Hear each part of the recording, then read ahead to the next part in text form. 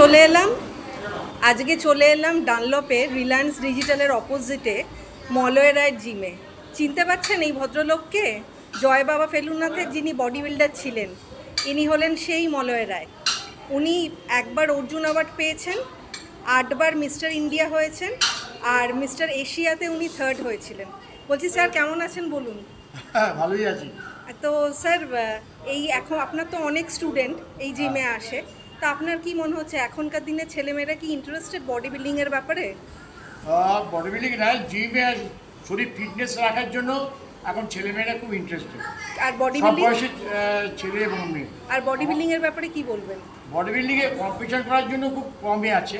আচ্ছা। হ্যাঁ, মানে আমাদের কম্পিটিশন, বডি বিল্ডিং কম্পিটিশন করতে অনেক খরচাপত্র আছে, তো হ্যাঁ, তো ডেডিকেশন আছে, Dedication সময় আছে। দিতে হবে।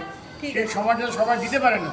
আচ্ছা। সবাই তো নিজের কাজ নিয়ে, কেরিয়ার নিয়ে ব্যস্ত থাকে না আজকালকার আচ্ছা। দিনে। হ্যাঁ। সেই বডি কম্পিটিশন করার জন্য না, শরীর ফিট রাখার জন্য সব বয়সী ছেলে মেয়েরা আমাদের এখানে আসে।